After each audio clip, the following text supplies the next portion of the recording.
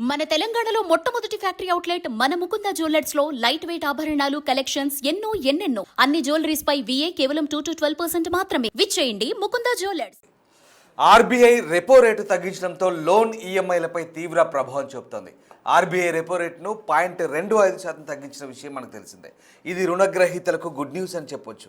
తగ్గిన repo rate ఈఎంఐలపై ప్రత్యక్షంగా ప్రభావం చూపుతోంది. బ్యాంక్ లోన్ తీసుకున్న వారికి కొంత ఉపశమనం కలగనున్నట్లు నిపుణులు చెబుతున్నారు.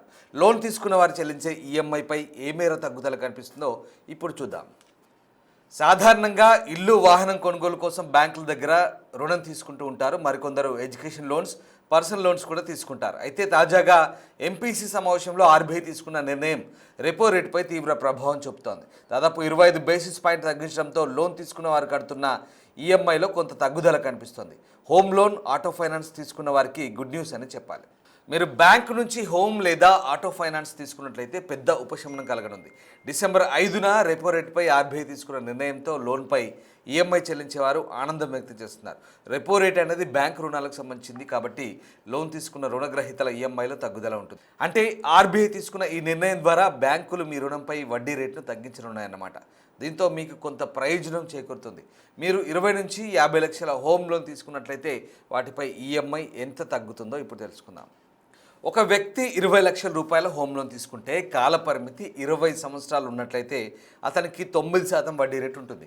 ఈ లెక్క ప్రకారం ప్రతి నెల ఈఎంఐ రూపంలో 17,995 రూపాయలు చెల్లించాల్సి ఉంటుంది. అయితే ఇప్పుడు ఆర్బీఐ రెపో రేటును 25 బేసిస్ పాయింట్లు తగ్గించింది. దీంతో అతని రుణంపై వడ్డీ రేటు 9% కాస్త 8.75% తగ్గుతుంది. అప్పుడు ప్రతి నెల చెల్లించే ఈఎంఐ 17,995 రూపాయలకు బదులు 17,674 రూపాయలు మాత్రమే చెల్లించాల్సి ఉంటుంది. ఆర్బీఐ తాజా నిర్ణయంతో ప్రతి నెల ఈఎంఐలో 321 రూపాయలు తక్కువ చెల్లించాల్సి ఉంటుంది. అదే 25 లక్షల రూపాయల లోను 20 ఏళ్ల కాల పరిమితి అయితే నెలవారీ 9% వడ్డీ రేటుతో 22,493 రూపాయలు ఈఎంఐ రూపంలో చెల్లించాల్సి ఉంటుంది.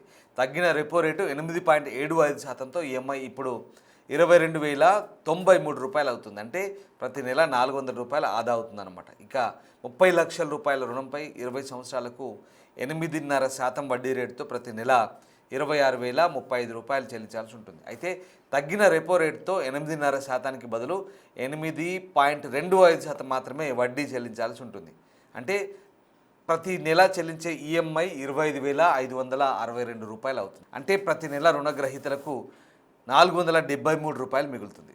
50 లక్షల రుణం తీసుకొని 30 సంవత్సరాల కాల పరిమితి ఉన్నట్లయితే వాళ్ళు ప్రతి నెల 8.5% వడ్డీ రేటుతో 38,446 రూపాయలు చెల్లించాల్సి ఉంటుంది. తగ్గిన రెపో రేటు 8.25% ప్రకారం నెలవారీ ఈఎంఐ 37,563 రూపాయలు చెల్లించాల్సి ఉంటుంది. అంటే ప్రతి నెల ఈఎంఐలో 833 రూపాయలు తగ్గుతుంది. అదే 20 సంవత్సరాల కాల పరిమితి అయితే ప్రతి నెల 43,391 కట్టాల్సి ఉంటుంది.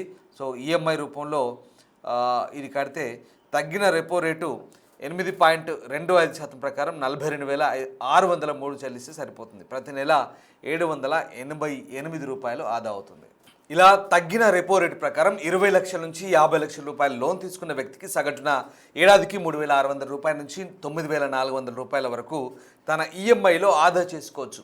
ఆర్బీఐ నిర్ణయంపై లోన్ తీసుకున్న వారు హర్షం వ్యక్తం చేస్తున్నారు.